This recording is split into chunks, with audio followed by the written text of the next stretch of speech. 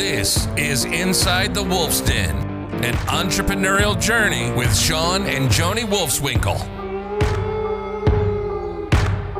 Welcome back to Inside the Wolf's Den with your host, Shawn and Joni Wolfswinkle. Today we have Steve Weimar with us. How are you doing, Steve? I am doing wonderful. Thanks for having me. Thanks for joining us. Yeah, so just a brief bio on Steve. So Steve is also the author of 10 to Win, the top 10 ways to win in life and business.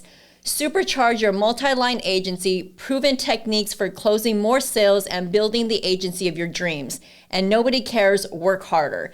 He motivates his audience with principles that will propel them to the next level. Steve is a native of Pensacola, Florida. After graduation, he enlisted in the United States Marine Corps. He served his country proudly for 8 years and received an honorable discharge. Steve then returned home and spent the next 10 years serving his community as a law enforcement officer. Steve later started his own business with the Ameriplane Health and Dental. Here, Steve discovered his true passion, team building and motivating others to achieve their goals. He was later recruited by State Farm Kizat Agency, I probably said that wrong, and quickly rose to the rank as one of the top insurance producers in the state. He is a member of Pensacola Life Church, Pensacola North Rotary Club, and Prosperous Christian Group. On a side note, Steve is a huge Miami Dolphins fan and has 60-plus Miami Dolphins ball caps that hang on the wall in his Miami Dolphins man cave.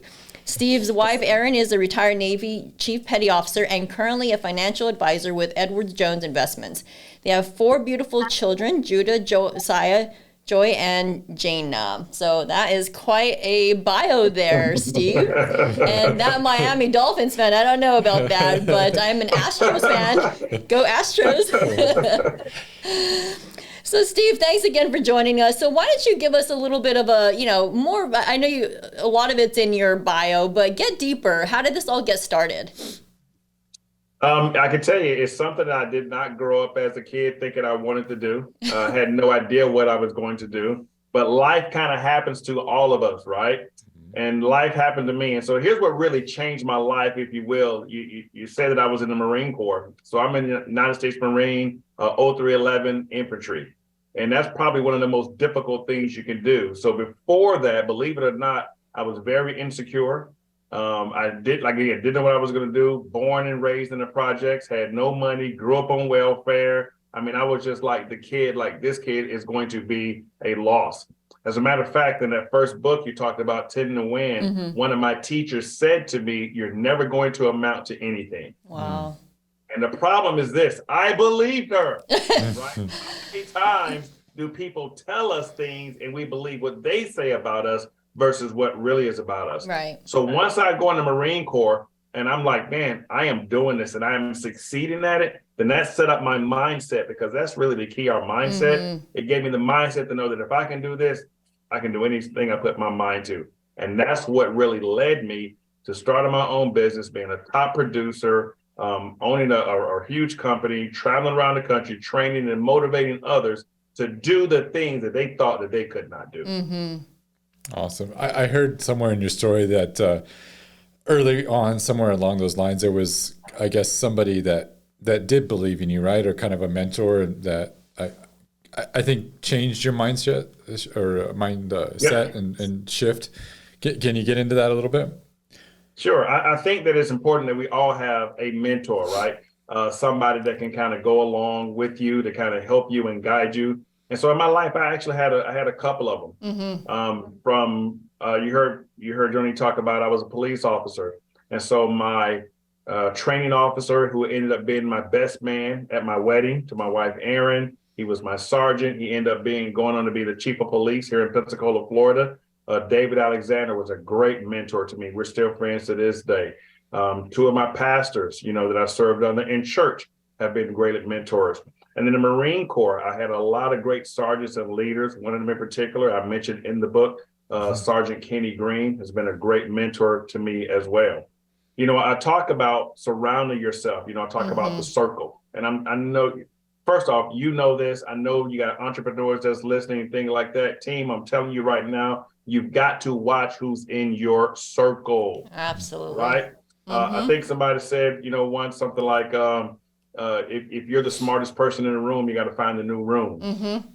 right? If you hang around 4 idiots, you'll be number 5. You hang around 4 rich people, you'll be number 5. So I make it a point to hang around people who want to become better than what they are, and we travel that way together. Awesome. That's great. Talk a little bit about your book and what kind of inspired you to get up and write a book. I mean, that's Which one? The Which first one. The first one. Again, I'm telling you, life happens to us. It wasn't even supposed to be a book. I did a presentation, 10 to win, because what happens is you start having success in any area of your life, and people start going, what are you doing? How did you do that? And so I said, well, I'm going to do a presentation. I'm going to call it 10 to win, the top 10 ways to win in life and business. And these are the things, these are my 10 things. Yeah. So when I can't tell you how many people have come to me and say, Steve, I want to write a book. Help me write a book. I sit down with them. I give them step by step. But you know as well as I do, not everybody takes those steps. Yeah. Right? Absolutely. So one of the things about writing a book, it's your opinion. It's what you believe. So you can't be wrong. So if you're out there and you're listening and you want to write a book, get out of your own head. Write the book. There you go, people. Just take that step forward and do it. Get it done, right? There you go. Yeah. So I do the presentation. These are my top 10 ways to win. I finish. A guy comes up to me and said, man, that was amazing. You should turn that into a book. I said, I don't know how to write a book. He said, you just did. He said, you take the presentation, you have it transcribed, you add some other stories into it, some other things that motivated you along the way. You pour you into what you already done. And then I went out and I got the book. I found somebody, the cover, the editing, all that stuff. And guess thing you know, I'm an author. Whoa! Well, I love it. I just did it 4 more times. Awesome. What can you get into a couple of those? Maybe your top 3 ways to win out of those 10. Do you have any? What's your top? They're all the top. If they haven't read the book yet, give me a couple. Right. Yeah. If you want the other 7, you got to go buy the book. How about that? Yeah, exactly. So I will say this. Some of my favorite ones is you got to get excited. Write this down, guys. Think about this. You listen out there, write this down, put it somewhere. Nothing happens until you get excited. Right? Enthusiasm beats everything.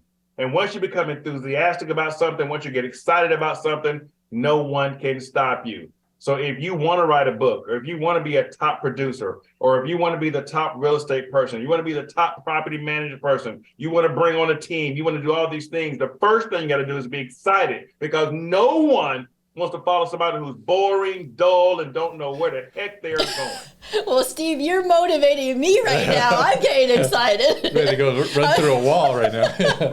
There you go. So you just got to get excited. Then, of course, you got to have a plan. And again, I don't want to go through, through too many of them, but it starts with that. It starts with understanding your why. I don't know if you can see behind me on my wall here. I kind of have some of the things that I think is important for you to do in life in order to be successful in business. You got to have your why, your self-development. You heard me talk about mindset. And then the culture of the Marine Corps is to improvise, adapt, and overcome. Because I'm sure you guys would agree that not everything goes the way that you planned it to go all the time. And you got a choice, right? You can give up, sit down, quit, whine, complain, or whatever, or you can improvise, adapt, and overcome. That's I don't think it's ever gone the way we thought it would. And that brings me to the next point. I know you have a concept that an easy life, you'll have a hard, if you try to have an easy life, it's going to be a hard life.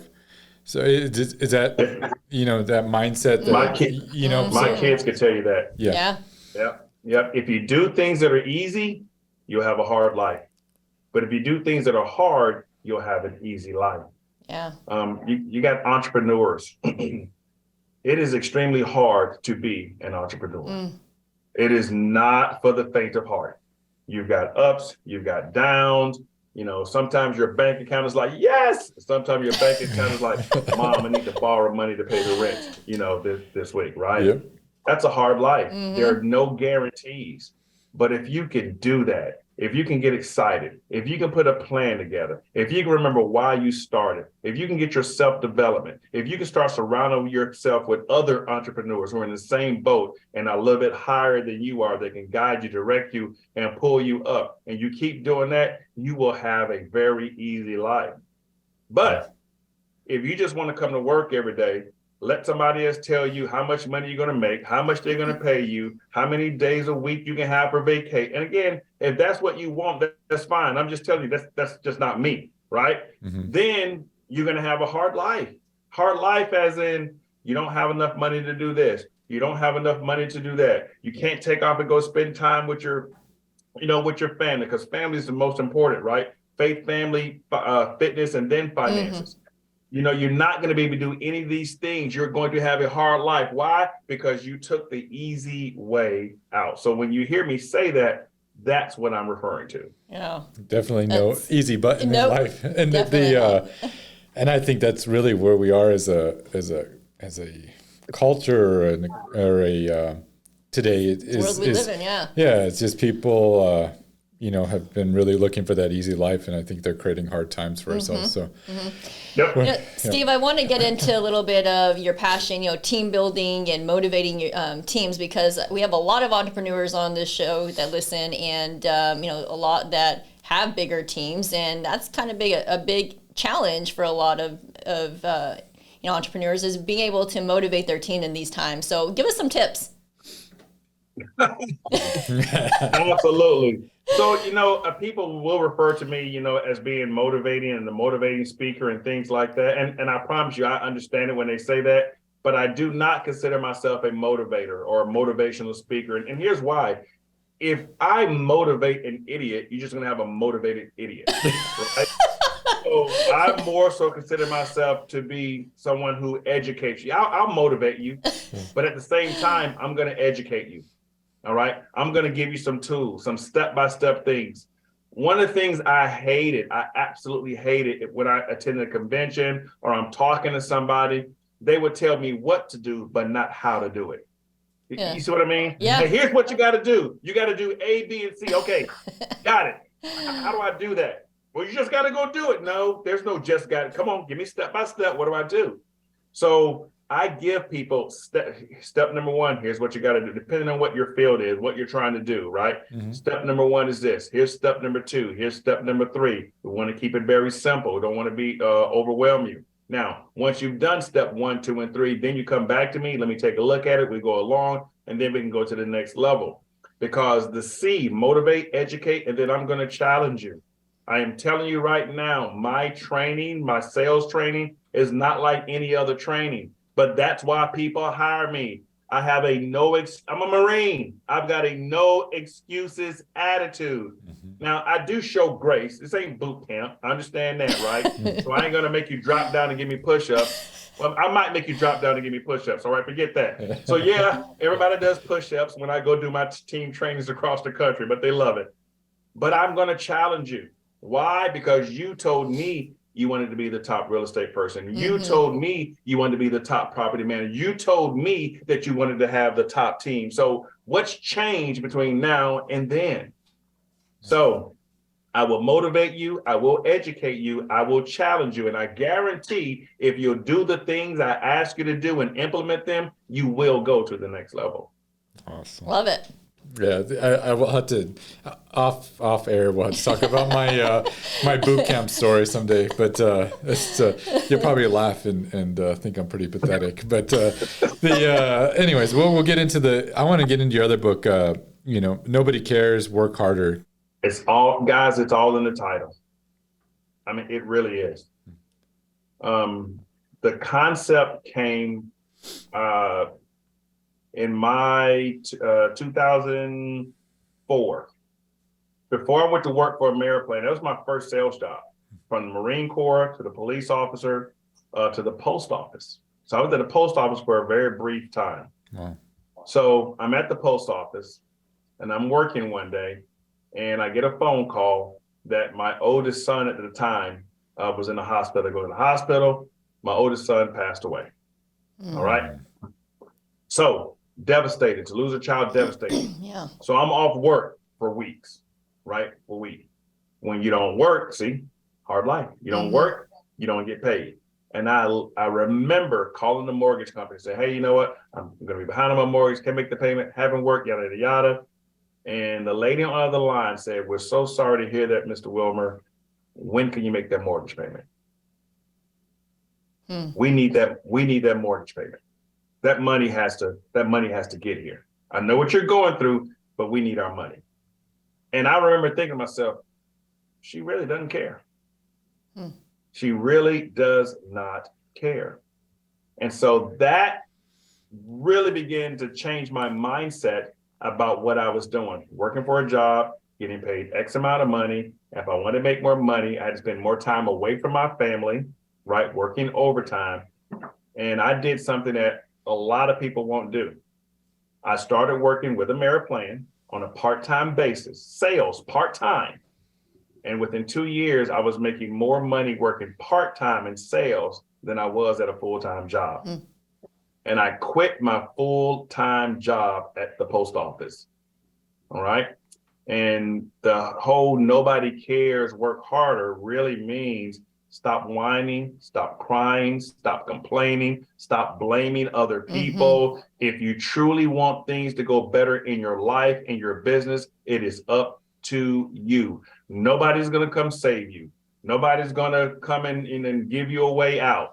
All right. We'll give you a hand up, not a handout. I don't believe in handout. I believe in hands up. So Steve, a lot of people don't get started in business because of fear. And also they don't buy their first rental property, because of fear. So what advice would you give them? If you're waiting to not be afraid to take that first step, it's just never going to happen. Yeah. It is literally never going to happen. Think about it. That's what really separates successful people from unsuccessful people. So let me talk to those individuals right now that are dealing with fear. So do I. I mean, you look at me and you say, here's this big bad Marine. I hope that's what you're saying. Here's this big bad Marine, he's all motivated. There's nothing that scares him. Are you kidding me? Every time, and this is not an exaggeration, I've been doing this for years. Every time I get that phone call, hey, we want you to, can you come to Minnesota and speak? Yes, I can. Can you come here and speak? Yes, I can. Every time I go there and I'm like, oh my God, are they going to accept me? Are they going to like what I'm saying? Am I going to get a standing ovation? Are they going to do this? Are they going to boo me off the stage? Are they going to be every single time I am afraid? My heart's about to beat out of my doggone chest. I get out there on that stage. My music is playing. They open it up and boom, then I'm ready to go. But if I allow fear to stop me, I never would have got on the plane. Yeah. You see what I mean? Fear is a liar. It tells you it's not going to happen. Fear makes you think about all the negative things that are going to happen, but it never, ever, ever focuses on the positive things. Fear kills more dreams. Ooh, write this down. If you guys are listening, all you entrepreneurs talking about real estate, write this down somewhere, put it somewhere. Fear kills more dreams than failure ever will. Right? You can face everything and rise, or you can forget everything and run. The choice is yours. Yes, it is.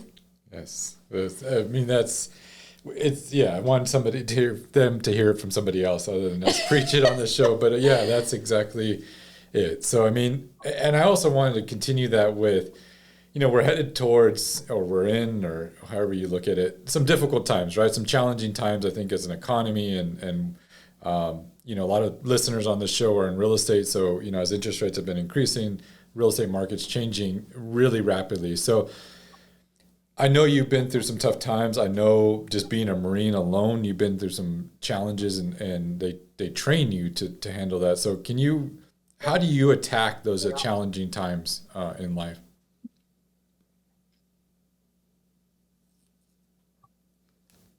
Nice. Like, where did he go? Awesome. Improvise and adapt. We say that all the time. You have to adapt. He's got to say it for the listeners. There you go. Go ahead. Go for it. You got to improvise. You got to adapt, and you've got to overcome. No excuses. Yeah. So I want you to think about this. All I did was really take all the things that I learned in the Marine Corps through life lessons, course at the police department, and I implemented it into my business. Things are not going to always go the way you expect it to go. You got to improvise. Okay. You said something, Shawn, you said about rates are increasing. When rates increase, that means you got to increase.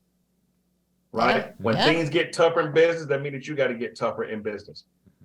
All right. If you truly want to do this entrepreneur, if that's what you truly want, if you truly want to have that easy life that we were talking about, then these are the things you've got to do.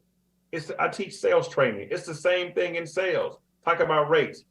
Auto rates increase. Oh my God, Steve, it's harder to sell auto insurance. Well, if it was easy, everybody would do it. Exactly. If it were easy, everyone would do it. Everybody would be a top producer. That's not where you grow. It's the struggle that makes us stronger, but people don't want to go through the struggle. So rates are I'm telling you right now, rates ain't gonna never just stay the same. They're gonna go up, they're gonna go down. The people who are gonna have success are the ones who can increase. So think about this. My business is traveling around the country, speaking, teaching, training. What happened in 2020? How many people do you would think saying, hey, let's put 500 people in a room together and have somebody come out and do some training for them? My engagements, guys, listen to me, I was booked from March to November. All right, January to November. When March, I did my last speaking engagement. I was in somewhere in California, Northern California. I got back, cancel. I didn't travel anymore from March to November. Okay. Now I could quit. And I was afraid. Did you hear me? You guys listen out there? I was afraid. Oh my God, what am I going to do? I'm stressing out. I got mortgage. I got family. I got all this stuff going on. And I was afraid. But what did I do? Did I give up? Heck no. I improvise, adapt, and overcome. What do you mean Zoom? What's Zoom? What are you talking about? You mean I can actually talk to people through a computer? Do you think we could do a training like that? No, really. Let's try to do a training through this computer thing. Let's see if that will work out. Hey Steve, guess what? We're getting more bookings now than we were getting before. Well, yeah, there's more money in the bank account now. Because before you could only be here. Now you can be on a screen and we can have people from all across the country log in and they're paying to do it. You got to be kidding me. I love this Zoom thing. I never think about this before. You figured it out pretty quick. Right. As a matter of fact, when we can go back to me speaking and teaching and training, guess what? We're still going to keep doing this Zoom. 2020 was the biggest year in revenue we've ever had. Why? Because even though I was afraid, I stepped up, improvised, adapt, and overcame. Love it. That's great. Yeah. So we always ask our listeners, if you could go back, it was just a few years ago, and go back into your early 20s, what advice would you give yourself? Early 20s. It's so funny. My wife does something, she calls it questions for the table. And it is truly amazing. We'll have people over and we'll be talking about everything else. And so to get real questions, say, question for the table. And that was one of the questions that she asked, And my question was, I think it was very powerful, but very simple. And here was my answer. What would I tell myself at 21? Dude, you're going to be fine. Yeah. You're going to be fine. And here's why. At 21, I had no idea what I was going to do. At 21, I was feeling like a failure. At 21, I was like, oh my God, what's life going to hold for me? At 21, I wasn't making any money. At 21, I'm not going to have a house. I wish you could see my house. At 21, I'm not going to have a freaking house sitting right on the water. At 21, I'm not going to be debt free. At 21, you're not going to be a millionaire. I wasn't thinking any of those things. So for all of you that are listening, right now, you may have some of those thoughts in your mind as well. And I'm telling you, you're going to be fine. If you will implement some very simple, but very powerful steps in your life, whether it's to be an entrepreneur, again, whether it's real estate, property management, sales team, I don't care what it is. There is a formula. No one that you know that's at the top in your field, your game, nobody that you know failed there. They didn't just fall at the top. They went to the top. They climbed to the top. They were where you are right now. There's a path to get there. And if you'll take the steps in order to get there, like I said, please, you're going to be all right. Yeah. Tons of value here. Thank you, Steve. So one final question. So what is Steve's next, and where do you see yourself in the next 5 to 10 years? Man, I'm looking for an exit strategy. In the next 5 to 10 years, I've already started it. I got to again. That's why you got to surround yourself with people. And I'm just being open and honest. You know, I told you about the projects, told you about welfare. You know, where I grew up. So don't be mad when I tell you that I own a $1 million, debt-free business now, right? But here's what he said to me. He says, "Dude, the problem is this: you're the dancing bear." I said, "Huh?" He said, "That's right." He says, "If you stop, the income stops." So he says, "So what are you going to do?" And that's when I began to build a team. So now I've got teams. Guess what they do? Do trainings on Zoom calls. They travel the country. And I'm hiring other people as well. So I don't have to be on every call in every city doing all the teachings and the trainings. We are literally building a team of individuals to be able to do that. So in the next 5 to 10 years, I am always going to teach, train, speak, because it's my God-given gift. God gave this gift to me. I'm going to use this gift. As long as people want to hear Steve Speaks, and I chose Steve Speaks because Steve Never Shuts Up was already taken. But as long as people want to hear me speak, as long as I have a voice in my 80s, I'm always going to speak, just not as much. So we talk about income, and I forget who it was. It was J. Paul Getty that said, "I'd rather have 1% effort from 100 people than 100% effort from myself." It's building a team, and that's what I'm doing. Awesome. That's great. Yeah. So how can people get a hold of you? You just mentioned, I think, one of your websites, but how can people follow you? How can people get in touch with you to work with you? And if they want sales training, development, all that, can you? And we'll put this all in the show notes as well. Sure. So my website is very simple, steveweimar.com. steveweimar.com. Email address, even more simpler, steve@steveweimar.com.